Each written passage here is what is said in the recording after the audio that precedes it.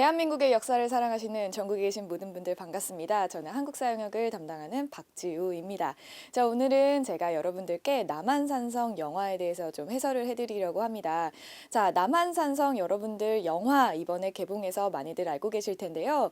이 영화 남한산성은 조선시대에 있었던 병자호란을 기반으로 하고 있는 영화입니다.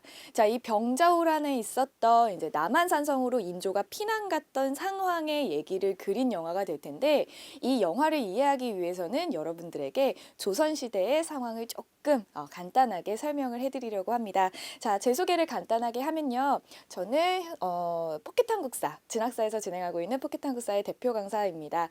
자, 조선시대 여러분들 살펴보시면 조선시대에는 크게 두 가지의 난이 있습니다. 우리는 그 난을 양난이라고 하고요.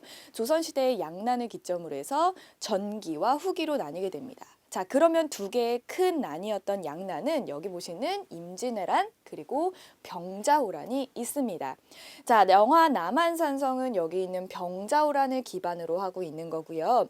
이 병자호란을 이해하기 위해서 제가 임진왜란과 광해군 때의 중리배교에 대해서 간단하게 좀 설명을 드리도록 하겠습니다.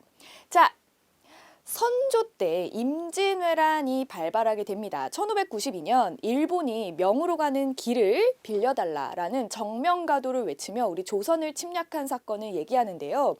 당시 우리 조선이 일본을 막아낼 수 있었던 데에는 세 가지의 이유가 있습니다. 자, 여러분들도 이미 아시겠지만 우리가 임진왜란에서 승리할 수 있었던 이유 바로 무엇이 있습니까? 그렇습니다. 이순신 장군 바로 수군이 있었죠. 그 다음에 두 번째 또 무엇이 있습니까? 네, 전국 각지에서 일어난 의병의 활약이 있습니다. 자, 마지막으로는요. 주변에 있던 명나라가 우리나라를 도와줬던 조명연합군의 활약으로 우리는 임진왜란에서 일본을 물리칠 수 있었습니다. 자, 우리는 임진왜란을 잘 물리쳤는데요. 문제가 무엇이냐? 명나라가 우리 조선을 도와주면서 굉장히 많은 돈을 사용을 했던 것이죠. 그래서 명나라의 세력은 점점 약화되고 이 혼란한 틈을 타서 성장하고 있는 세력이 하나가 있으니 이게 바로 위에 있는 여진족입니다. 여진족은요, 점점 강성해져서 결국 후금이라는 나라를 건국하게 됩니다. 자, 이 후금 나중에 어떻게 되냐면요. 혼란한 틈을 타서 약해진 명나라를 몰아내고 우리가 저 대륙의 주인공이 되겠다라고 하면서 명나라를 공격하게 됩니다. 자, 이때 조선은 왕이 바뀌었습니다. 바로 광해군이라는 왕이 집권을 하고 있는 상황이고, 우리 광해군은요, 후금이 명나라를 공격했을 때 고민에 빠집니다. 왜냐면 예전에 우리 임진왜란 때 우리나라를 도와줬던 명나라가 조선 이번에는 너네가 우리 좀 도와줘 라는 요청을 하게 되는 것이죠. 자, 광해군은 고민에 빠졌습니다. 아, 그래, 내가 명나라에 대한 의리를 지켜야지. 하지만 걱정이 하나 있습니다. 여기 있는 후금이 너무나도 강성합니다.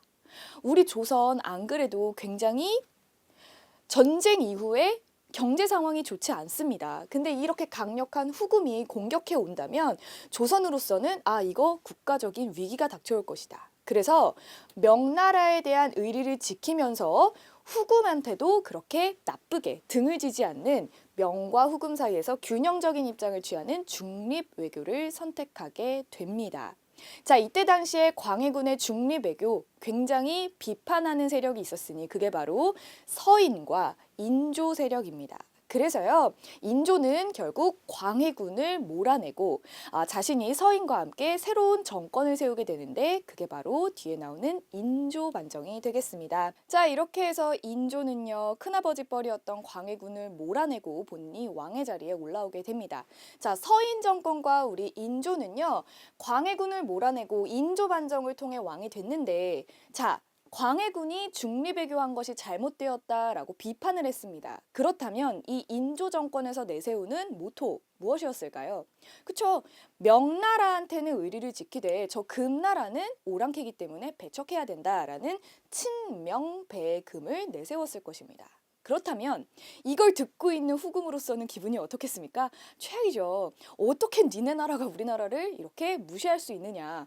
그리고 심지어 광해군은 우리 금나라랑 잘해보려고 했는데 니들 인조 정권이 감히 광해군을 몰아냈어? 우리가 어디 한번 혼내줘야겠구만 라고 하면서 저 금나라가 우리 조선을 쳐들어오게 되는 사건, 그게 바로 정묘호란이 되겠습니다. 제가 지금 말씀드리는 정묘호란 말 그대로 정묘년에 일어난 오랑캐들이 일으킨 난이 되겠습니다. 아까는 병자호란이라고 얘기하지 않았습니까? 라고 하시는데 우리나라에 호란이 두 번 있습니다. 정묘호란 있고요. 뒤에서 볼 병자호란이 있는데 자 먼저 인조 5년에 1627년 일어났던 정묘호란 때는 우리 후금이 아주 빠른 속도로 말을 이용한 군사, 자 기병 부대를 이끌고 우리 조선으로 단 10일 만에 평양으로 진격해 오게 됩니다. 이때 너무 깜짝 놀랐던 인조는요. 급히 몸을 강화도에 피신하게 되는 것이죠. 자, 이때 우리 급박했던 조선은 후금과 결국 형제 관계를 체결하게 되는데요. 그 당시에 후금 같은 경우도 우리 조선과 그렇게 큰 마찰이 있기를 원치 않았습니다. 왜냐하면 중국에서 명나라와 큰 전쟁 중이었고 우리나라 자체에서도 의병들이 굉장히 반발이 심했기 때문에 이 후금 상태에서도 조선과 전쟁하는 것은 옳지 않다라고 여겼던 모양이에요. 그래서 이 당시에 후금과 조선은 형제의 관계를 맺고 이 정묘호란을 마무리 짓게 됩니다. 자, 이로부터 10여 년이 흐릅니다. 자, 1636년 이때쯤에 되면은 우리 후금이 점점 더 강성해지게 되는 것이죠. 자, 우리의 후금은요, 나라 이름을 청나라로 바꿉니다. 그리고 제2대 칸, 우리가 우두머리를 칸이라고 하죠. 제2대 칸이었던 홍타이즈가 본인을 황제로 부르라. 그리고 나라 이름은 후금에서 청나라로 바꾸겠다. 그리고 조선에게 연락을 취해옵니다. 조선 있지. 우리 예전에는 형과 동생 사이 아니었나? 근데 우리나라가 이제 청나라거든. 우리는 청나라고 나는 황제니까 우리의 관계를 다시 한번 정립해보자. 너네 조선은 우리 청나라에게 신하의 예를 다해라. 임금으로 섬겨라 라는 군신 관계를 요청하게 됩니다. 자, 근데 우리 조선은 어떻습니까? 명나라에게 굉장히 충성하고 저 청나라는 오랑캐로 생각합니다. 우리 조선은 절대 저 군신 관계 요구에 응답하지 않겠죠. 그랬더니 화가 난 청나라가 야, 조선, 너 그렇게 하면 우리가 쳐들어갈지도 몰라. 위기를 느낀 조선은요, 우리 조정 내에서 두 가지로 갈라지게 됩니다. 자, 여기 보시다시피 주화파라 척화파로 나뉘게 되는데 말 그대로 화친을 주장하는 파입니다. 우리 청나라와 그래, 그냥 평화를 맺읍시다. 우리 친하게 지내면서 일단은 청과의 좋은 관계를 유지하여서 훗날의 관계를 도모해 봅시다. 반면에 어떻게 오랑캐에게 우리가 화친을 맺을 수가 있는가? 나는 절대 평화를 배척한다. 우리는 전쟁을 해야 됩니다. 화친을 배척하고 명에 대한 의리를 지키자라는 척화파로 나뉘게 되는 것이죠. 자, 그러면 여러분, 저 1636년에 결국 우리나라는 청나라가 조선을 쳐들어오게 되는 병자호란이라는 게 일어나게 됩니다. 그렇다면 둘 중에 어떤 이론이 좀 더 우세했다? 그렇습니다. 조선에서는요, 척화파가 좀 더 강했습니다. 그래서 1636년 아주 추운 겨울에 청나라가 조선을 쳐들어오게 됩니다. 자, 청나라에서 우리나라를 쳐들어왔던 병자호란에는요, 이렇게 인물들이 영화 남한산성에서 등장하게 됩니다. 아까 보셨다시피 인조 제16대 왕 박해일 씨가 맡았고요. 그 다음에 김상원, 척화파의 대표 인물이었던 예조판서 김상원, 그리고 마지막에 이조판서 최명길, 여기는 주화파를 주장했던 인물인데요. 이들이 이제 그려내고 있는 숨막히는 그 상황, 그게 바로 영화 남한산성에서 그려지고 있는 내용입니다. 자, 이 당시에 청나라는요, 우리나라에서는 군사들이 다 성 안에 들어가서 청나라에 싸우기를 위한 만반의 준비를 하고 있었어요. 근데 청나라는 우리의 성들을 하나하나 무너뜨리고 오는 게 아니라 불필요한 전쟁은 필요 없다. 우리 그냥 가서 왕만 잡아오면 된다. 라는 입장으로 단 5일 만에 서울로 공격해 옵니다. 우리 인조 예전처럼 그래 내가 지난번에 정묘호란 때 강화도로 피난 가서 내가 잘 막아냈지. 이번에도 강화도로 가야겠다 라고 생각을 하고 가족들을 미리 강화도로 피난을 보냈습니다. 근데 너무 빠르게 들어온 청나라 때문에 우리 인조 강화도로 가는 길이 막혀버리게 된 것이죠. 그래서 예상치 못하게 우리 인조는 길을 돌려서 남한산성으로 피난을 가게 됩니다. 자, 남한산성으로 들어가는 인조는요, 생각을 한 거죠. 그래, 내가 남한산성에서 좀만 잘 지키고 있으면 어차피 청나라는 원정을 온 군사이기 때문에 걔네가 머지않아 무너질 것이다 라고 생각을 했어요. 정말 그랬을까요? 여러분, 청나라는요, 예상을 뒤엎고 오히려 그 남한산성을 포위하면서 너무나도 잘 지냅니다.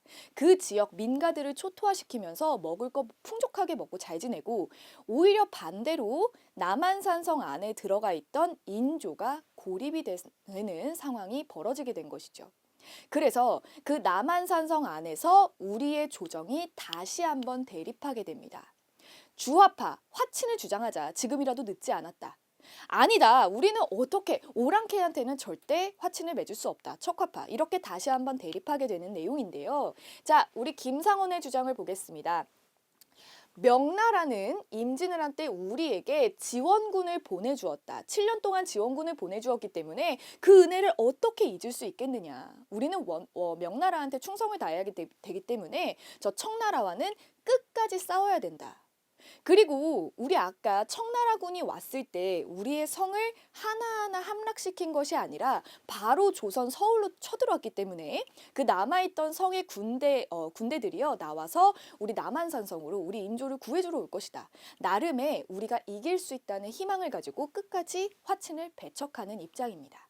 자, 반면 이조판서 최명길은 화친을 주장합니다. 자, 그래요. 명분, 의리 다 중요합니다. 하지만 삶이 없는데 대의와 명분이 무슨 소용이 있겠습니까?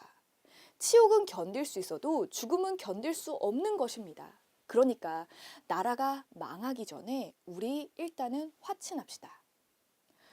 여러분은 앞에 있는 척화파의 주장과 주화파의 주장 중에서 어떤 것이 더 맞다고 생각이 드십니까? 둘 중에 틀린 답은 없는 것 같습니다. 둘 다 나라를 사랑하는 마음은 같은데 그 방법이 약간 달랐을 뿐이죠.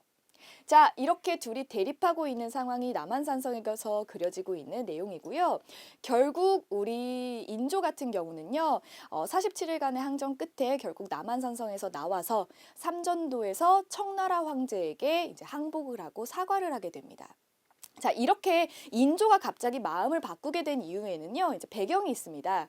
아까 제가 인조가 남한산성으로 피난을 갔을 때 가족들은 강화도로 피난을 먼저 보냈다고 했는데 그곳에는 세자빈, 그리고 원손, 그리고 왕자가 있었는데 그 강화도가 무너지게 되면서 인조도 위험한 상황이다라는 걸 직감하게 된 것이죠. 그래서 우리 인조는요, 임금이 있는 공룡포도 벗고 죄인의 신분으로 신하가 입는 파란색의 옷을 거친 후에 임금이 쓰는 남문이 아니라 서문을 통해 나와서 청나라 황제가 있는 삼전도로 나아가 사과를 하게 됩니다. 이게 바로 이제 삼전도의 굴욕이라고 여러분들이 알고 계신 내용일 텐데요. 여러분들이 아마 그 석촌호수 쪽에 가셔서 이 비석을 보신 적이 있을 것 같습니다. 이게 바로 삼전도의 굴욕을 이제 기리기 위해서 청나라 황제가 세웠던 비석이 되는 것이죠.